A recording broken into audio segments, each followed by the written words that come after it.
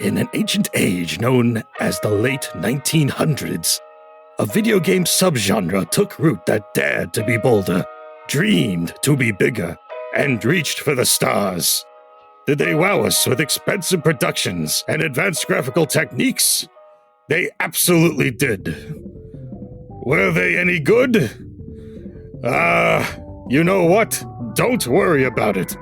Let's just relax and revisit cinematic platformers of eons past. This is Cinematic Platformer Paradise.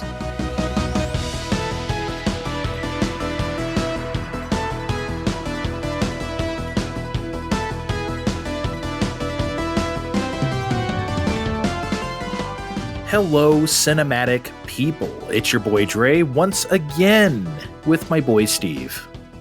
My Karuba. You can't start that way. How dare you? Yes, you can.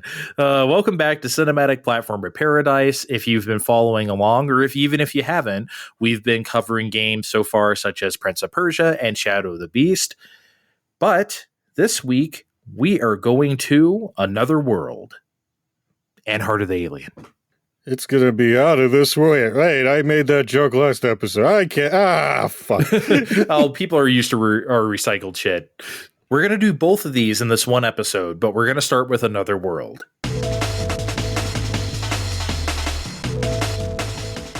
Another World was developed and published by Delphine Software for Amiga in November 1991. Steve, before this, I did not know Amiga was a target platform.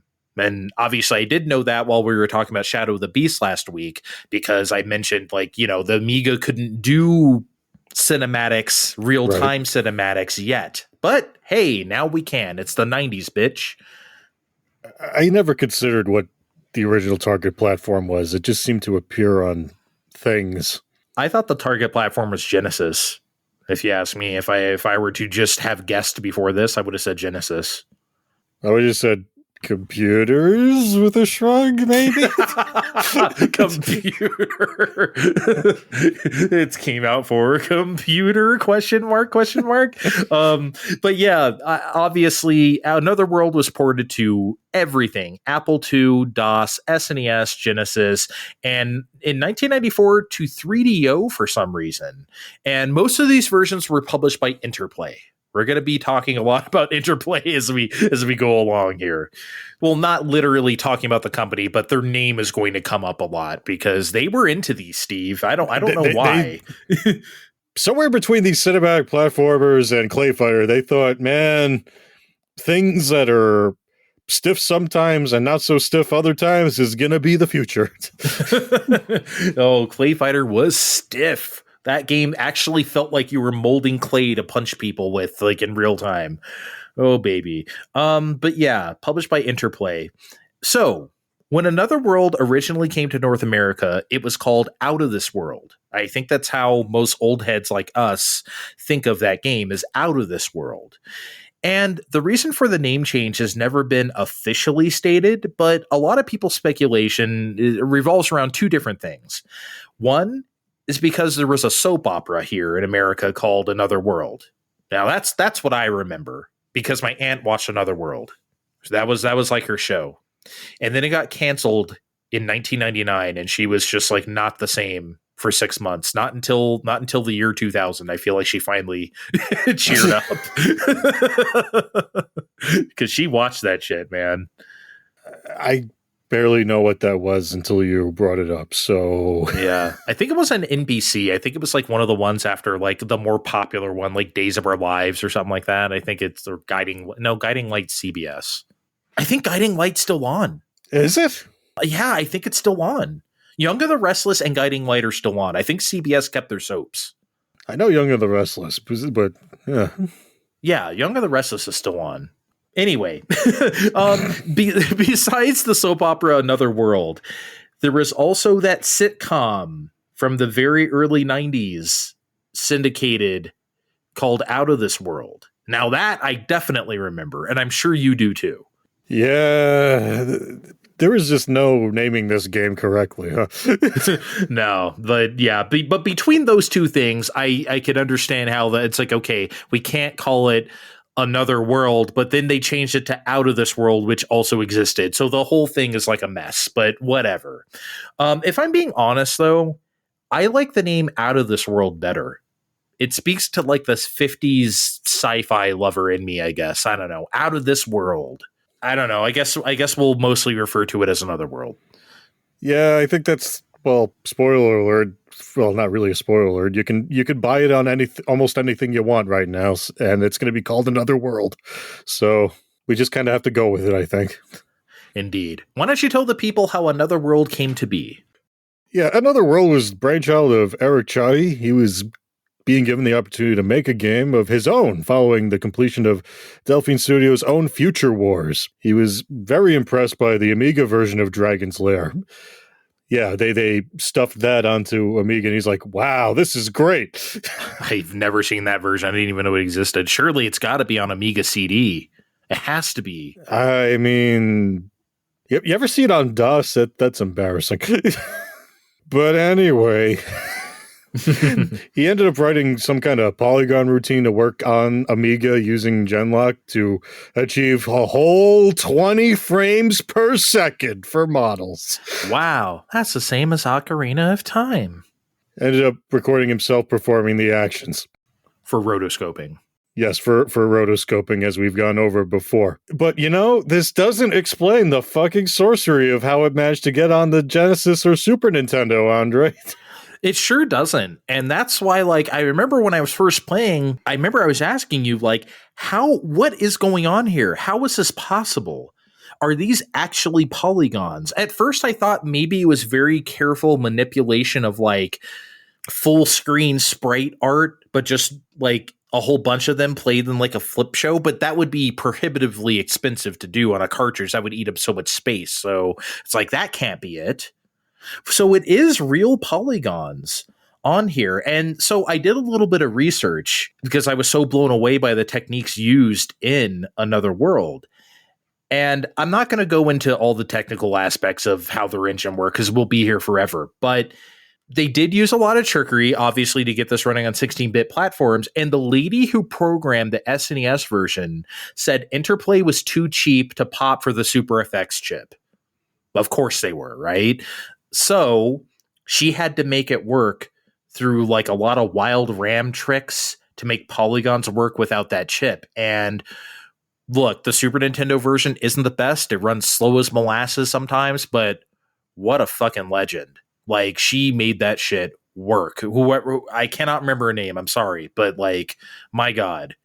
I did play it for a few minutes for purposes of this. It's very impressive that they did what they did on there. Of course.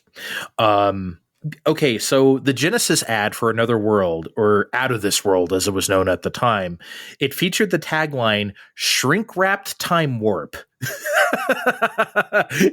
And under the list of features, it said, award-winning cinematically styled rotoscoped animation. So they were using the word cinematic even back then. I always wondered where the term cinematic platformer came from. And I saw it was a bunch of hoity-toity people who made that shit up, right? But maybe that has always been the designation, cinematic. I guess so. I mean, eventually we're going to get into more robust reviews and everyone's going to be like, wow, this is kind of like Prince of Persia. Wow, this is kind of like Another World. I mean, people are going to start, connecting the dots in a little while. Of course, yeah. But I think Another World was the first, super important one that came out and made a big splash. I mean, Shadow of the Beast was just not popular here because Amiga. And then Prince of Persia had its fans. But again, as we said, it took a while to start cooking.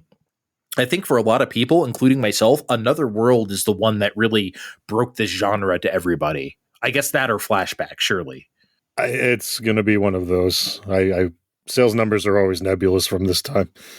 It got good reviews at the time, it seems, Another World. All the Amiga magazines gave it in the 80s and stuff. So it wasn't super duper high praise, but good enough. Probably just more impressed by what was going on than the game itself, which is, hey, that's a cinematic platformer, all right.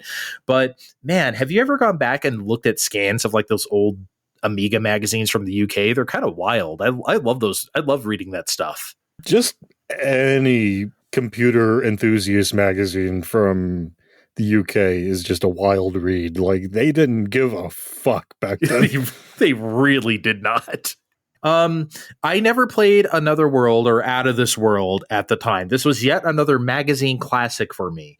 Always saw it on the shelf, never played it, right? But yeah, I never played it until the 20th anniversary version on PS4. Yeah, I ended up seeing this around in magazines for sure. This was like everyone's favorite game in underrated 16-bit games lists all over the place. And like everyone just had it on their list. And I have to share a very terrifying truth with the group now. Uh-oh. Because when we were starting this project, all I gotta do is pull up my Switch and we can play another Out of This World. And I'm pulling up the store archive, and it's like, you don't have this game. You give us $10 for it. I'm like, there's no fucking way. Of course I have this game. I'm like, then I'm looking around, and I'm like, there's no fucking way. So my Wii U is sitting there. Oh, no. And I'm hooking that shit up to the TV. Oh. And I'm booting that up to the store archive because you can still, even though the store's gone, you're still allowed to look at all your purchases. And sure enough, in 2014, 2015, whenever that edition was, Steve played and beat the game there, not on his Switch. Oh, no. That's how Steve played the game back in the day. I know it's always serious when you go third person. I know. That's something, man. Did you play it on the gamepad, the Wii U gamepad? Well, it did what a lot of things did. It just showed the same game on the screen and on the gamepad. It didn't do it. It didn't do anything fancy. Did you take it to the can and play it on the gamepad? Not for that. No. Okay. This was a TV experience. Well, I played it on PlayStation 4 like a normal fucking person on the 20th anniversary edition. Oh, well, la-di-da, Mr. O. I get to talk about music and play on my PlayStation 4. I know. I don't have a Wii U with my gamepad on the toilet. Because I wasn't born a fucking sucker. That's why. I know a bad investment when I see one. But yeah, so I played it on PlayStation 4 as well as the Sega CD version packaged with the sequel Heart of the Alien. Okay, Steve, it's time to tell everyone the premise of Another World. And for this one, I pulled it directly from the magazine ad because I thought the copy was so stupid. I wanted you to read that instead of whatever we came up with from the manual. So go ahead, tell the people the story of Another World. You're so intent on testing your particle accelerator that you've invented that you hardly notice the crackling of a not-so-distant electrical storm. Before you can say snap, crackle, pop, a lightning bolt slams through you and your accelerator with deadly accuracy. When you finally come to, you have no idea what time or place you're in, but you know you're not safe. Face it, you're warped. Unless you want to start calling this place home, you'll need to dodge, outwit, and overcome a host of deadly aliens, monster guards, and blood-sucking leeches who think you're a delicacy. Now that shouldn't be too hard for a whiz kid like you, right?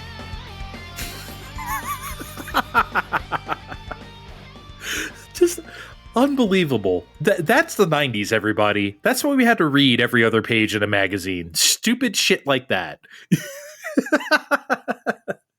Just crazy. Insider for everyone at home. You found this just right before recording, and yeah, we had to. We had to. That's it now. Okay, what did you think of Another World? Because artistically, since that's what matters the most here, let's be honest. Artistically, I think Another World is the best looking game we're going to cover in this series. Straight up. And I make this comparison a lot on Fine Time, but this game hits that spot of like MTV animation for me, like Liquid Television or Aeon Flux or whatever, right? That type of shit. It's dark and shadowy, and it's also like muted and flat with like the blue tones and the colors and stuff and purples. It's really cool and mysterious, and it looks like it. Even just the intro where you see those like yellow car lights slide into view and it really like highlights those tones I was talking about. It's like the perfect vibe. The vibes are off the charts, Steve. See, I'm not going to say it's the best one visually here because there's one I like a bit more further down in our series, but I can't fight against any of that. It's untouchable. Anything you just said, I can't fight against any of that. It looks fantastic. It looked fantastic back then. It looks great now. It looked great 10 years ago on my Wii U when I was playing it. Let's just make fun of me for that some more. I will. Did it look good on the Wii U gamepad? Sure.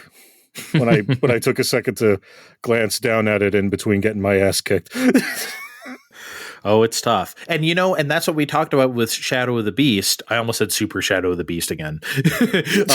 Where that game is really unforgiving and you don't know what to do. Another World is also unforgiving, but you do know what to do. So I think it's interesting that he mentioned Dragon's Lair on Amiga as an inspiration, because honestly, that's what I think of Another World as. I think of it as the cinematic platform version of Dragon's Lair, especially with the way the game is so bite-sized, Steve, where it's like you die and you get put back not too far, right? They want you to try that portion again. That's the same thing as Dragon's Lair, except you're actually controlling it. I'm sure you felt the same way, even before you read that Dragon's Lair connection of his.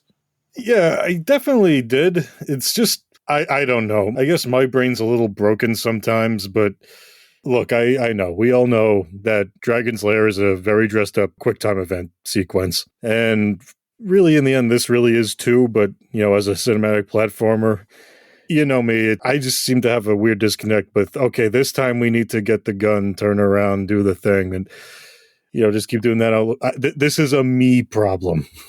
Hold on. So to elaborate for the people. What are you talking about? Get the gun, turn around? There's very specific things the game wants you to do, and it wants you to do it like, it's cinematic. You need to respond to the things as they appear, and you either know these things are coming or you're going to die again and on a loop. And, it can be disheartening when you miss the guy again, or you miss that jump, or whatever else. It can, but okay, so let's apply this to like the Laserdisc games. Do you feel that way when you play Space Ace or Dragon's Lair or whatever, Time Gal? See, not as much because, well, one, I can just pretend to feed more quarters and go in, but here, I feel like there's more exact actions they require of me to progress. In those examples, I just need to push buttons. Here, I need to do more exact things, and if I don't do those things pitch perfect, it's not going to work. That is true. I mean, like, it's true. Well, rather, it's true in the sense that, like, yeah, you need to do some deliberate stuff sometimes, but I don't think it's as rigid as what you're purporting. I don't think, because like in Dragon's Lair, you don't have any action. The thing is, like, it just keeps going. You better press this or press that direction or press the button or whatever. Another World, at least, like, you can walk around freely at some points, take the elevator up and down. Oh, this guy's on this floor. Okay, let's open that switch. Like, there is a little bit of that stuff. I don't think it's completely rote. No, I mean, I guess not. But I mean, in the end, the more I replayed it on, again, Wii U, yes, I did play again on Wii U and on Super Nintendo. I'm thinking this almost might have been better served as some manner of point and click with a timer on the background, like, Sierra was working on it. You ever play Quest for Glory? Now I'm really reaching. No. Well, you had a lot of relaxed moments where it was like, yeah, okay, just take your time here. But there were a lot of instances where, yeah, you need to react to this shit right the fuck now. And I feel like that could have really been applied here. Like, okay, we just broke Buddy the alien out of jail. What the fuck do we do now before these guards get here? His name is Buddy, isn't it? His name is Buddy. I figure out the best way to interact with the things before you die and resave, because I don't know, unlike Prince of Persia or even Shadow of the Beast, I just feel like feels inconsistent. What I was doing one time in one attempt doesn't work as well in the next. But again, this might just be me. Okay. I mean, I have definitely felt that way. It's like, wait a second, why didn't my shield come out? I was trying to, before the guy comes and shoots me, that time he shot me. Or it's like, oh, wait, I feel like that just went right through my shield. I think the game is just a bit wonky in that regard. I don't think they're like trying to fuck you. I think it's just like, yeah, they worked so hard on what this game looked like that they just, obviously gameplay takes a backseat in the cinematic platformer genre. And that's the trade-off we're making. We get to see this cool shit for something that doesn't play as great or nearly as great as anything else. But you get to see this crazy stuff. And in my opinion, Another World nails that. When you get to see that stuff, when you get to climb to the top of that prison tower and look out there and see like the forest or whatever, when you get to it's so fucking cool, man. Or like the set piece stuff where it's like you get locked up in the bird cage, right? And you kind of have to swing back and forth and then knock out the guard. Shit like that's so cool. So it's hard for me to argue. I understand what you're saying, but I think the good here very strongly outweighs the bad. But there's a reason why these games were never massively popular, and you're nailing it. They're just too frustrating for a lot of people, and I get it. I mean, it definitely is, because I saw it through to the end, and I would recommend that, everyone play this game as, like you said, the gameplay is material of the game's story. Everyone needs to, experience the game. They do keep reissuing the game. But, hey, if you got stupid hands like I do, I won't tell you if you watch it. I won't tell you if you watch a playthrough. I won't tell anyone. I think you should, though. I think that's cool if people do. Because, here's the thing. If you know what you're doing in this game, let's say you don't die at all, you can beat it in 20 minutes. Right? So the game's real length just comes from you dying. That's and figuring out the situation. But once you know what that is, you can get in there and just wreck. I will admit that I did not look up my playtime for the Wii U version of Another World. I was kind of desperate to not be in there longer than I needed to be in 2024. Yeah, it is. It also, unlike Shadow of the Beast, Another World does have all the stuff like Prince of Persia, where you're doing very deliberate jumping up on stuff or jumping over stuff, and I really do appreciate that, because again, that's part of the fun difficulty for me. Did you get to the part where it's what fucked me up, where you have to zap that rock and then run away from the water that comes through? Yeah, before it washes your ass away? That shit stuff. That took me a while. I didn't understand what I was supposed to do there. But now that I know, I can do that part in 3 seconds, right? But that's easy for me to say. I played the game. I understand. But I wasn't frustrated. It was a fun puzzle I wanted to figure out. I think that's what I want to stress here. All the scenes in the game felt like a puzzle box for me to unlock. Okay, they want me to do it this way. Oh, that didn't work. And again, the generous checkpoint system allows you to do that. You don't ever really get set back too far. So it's it encourages that kind of experimentation. Unlike, again, Shadow of the Beast, which wants to fuck you. Yeah, between the checkpoints and the game just being compelling in general, it's just, you can't help but want to keep going. I couldn't help but want to keep going anyway. I think Another World is the quintessential cinematic platformer. When you think of this genre, it should be Another World. That doesn't mean that it's the best one.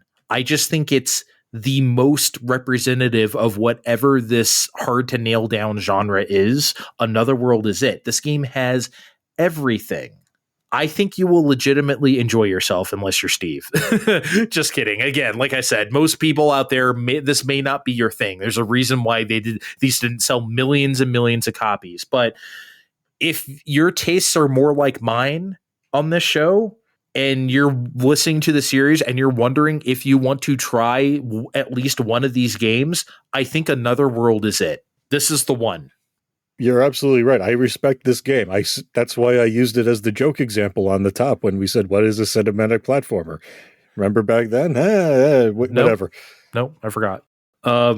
Should we talk about it now? Should we talk about the sequel, Heart of the Alien? Let's go.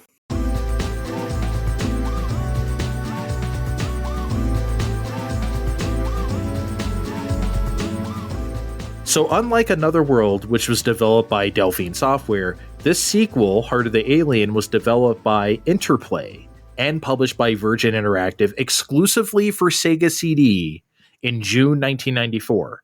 And Steve, I tried to figure out how Interplay had the right to make a sequel over Delphine Software, but I couldn't find anything. Interplay published the Super Nintendo version of Another Out of This World, so that was probably the in to get the ball rolling. That's, Probably. again, me guessing. I can't think of any other reason why this would happen. Okay, I found a quote from Eric Chahi, and I'm just going to read the entire thing here because this explains the entire production history of this game, Heart of the Alien. And I quote, Interplay insisted on making the sequel in order to make the most of the CD-ROM's capabilities. After discussion, I agreed. Rather than making a chronological development related to the first story, I decided that redesigning the game from the alien point of view was excellent, and that would make the player discover another world with other eyes. I could already picture scenes where Lester would be in the background fighting guards. His name is Lester. His name is in another world. Fighting background guards while the player would control the alien in the foreground and then join our first hero, help him, etc.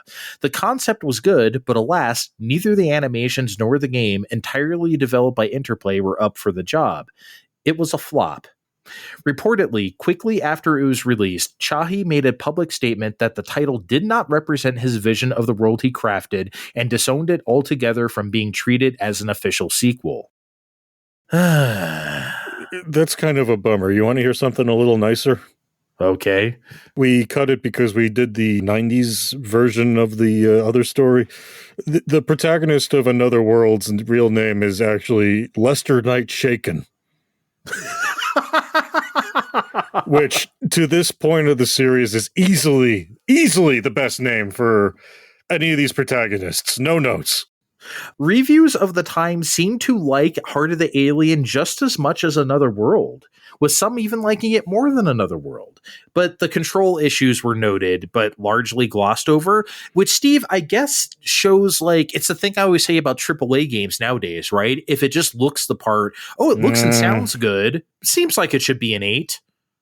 This has been a problem forever, I guess, and we never noticed. Yeah, because my God, man, this, as you can tell already, guys, this is not a good sequel. Sorry for the spoilers, but any history with this game? Obviously, probably not, but I can't dance around this. I never heard of this until you brought it up for this project.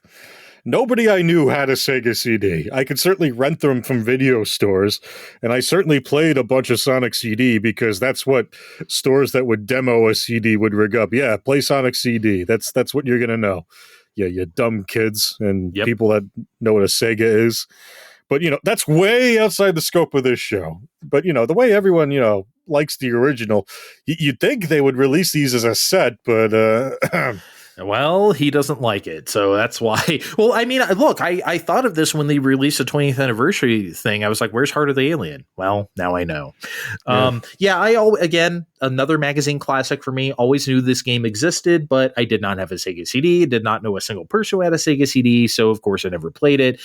And I didn't even know till like 6 months ago that Heart of the Alien included Another World on it. I didn't know it was a twofer. I just thought it was Heart of the Alien on Sega CD. I guess why not just have both? Like we've gone over, neither game is particularly long. The length is built in from how many times you get killed by things. Exactly. Okay, obviously we don't have to say how we played it. We played it on Sega CD via emulation because that's the only way to play it. Steve, tell us the story and premise of Heart of the Alien.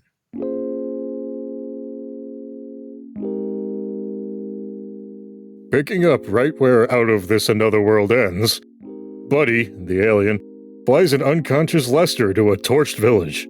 He reminisces about his time as chief, giving a valiant effort against the red-eyed slavers that imprisoned him in the first place. But considering these people are very much on their tail, how much of a chance do they really... it doesn't matter. He's got to try to free his people. Even if it kills him. And you know the drill. It's going to. A lot. Over and over and over again. Oh boy. Steve, this game fucking sucks. It's really bad. It's a direct sequel, all right. It's a very mean-spirited direct sequel. Once you sit through the opening sequence meant to show off the CD, and okay, to be fair, it's very pretty. It's so cool. It's fucking awesome. It's great. It is.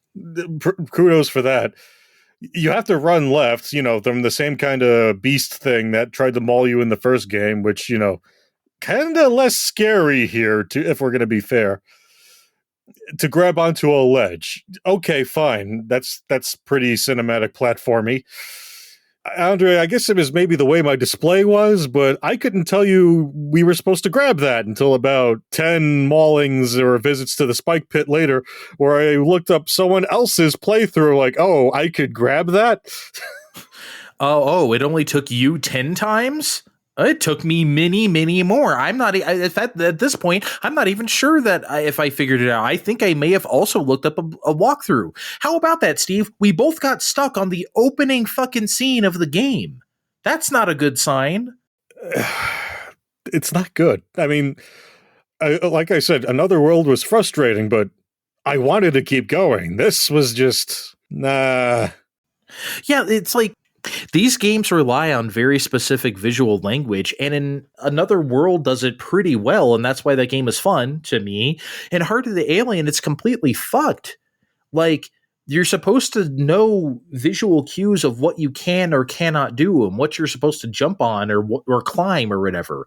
Heart of the Alien is simply not interested in this at all. There are so many things that should be obvious that are not obvious. And again, if you're going to have a tight Dragon's Lair type of experience, react to this, do that, or whatever in real time, you better make things obvious. Now, Dragon's Lair literally does the boop on the screen, shows you where to move the joystick or press your sword button or something. Uh-huh. But man, Heart of the Alien, I don't know what interplay, why? Okay, we know that they demanded to make this to, show off the CD-ROM technology. But, honestly, it feels like it's something halfway done for Amiga, really. One misstep, you die swiftly. No real ceremony to it. I feel like there was some effort in a lot of Another World's, deaths, but when you die here, the world's most trapped in between decades password screen pops up before letting you continue again. If Out of This World was considered ahead of its time, and yes, it's very much ahead of its time, I feel like Horror of the Alien's attempt to dazzle with CD-ROM magic feels as stuck to the past as soon as you start. You're not wrong. And it's unfortunate because it does all the CD stuff that I love, right? The Red Book audio. And by the way, Another World on Sega CD is really cool to play that way. I think that's obviously the best version to play because of said CD-ROM. But Heart of the Alien, man, the control somehow feels worse. I don't know how that managed to happen. How does it feel less responsive, even by cinematic platformer standards?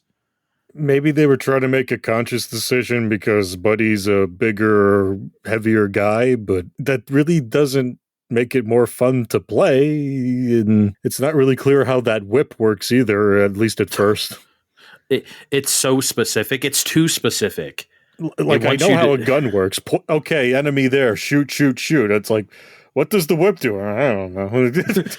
You can't whip the beast thing, obviously. You can't, you can kind of use it to pull down some things, but for the most part, I understand why they wanted to add something besides the gun, but combat in general feels so heavily weighted against you in a way that's just awful. I complained a little bit in Another World about okay, you need to put up your shield and the guys come in and try to blast you and you have your shield up or whatever. Steve, in this game, it's just unfair. It is just absolutely unfair. Their shield regenerates so quickly and yours does not. You have to do it with this very specific timing now too. As a result, every shootout feels absolutely awful. Awful. That's the thing that actually made me quit and not come back, was the combat, because it was so bad. I got to this part that was basically Star Wars, where you get inside this one place and you're running across, and it's actually a cool sequence, even though it runs like molasses, where it's you're running across, it almost looks like a bunch of stormtroopers in the background are coming for you and lasers are coming towards the camera and shit. It's so cool. But then you have to fight a couple of those fuckers, and I'm like, dog, I can't. This is...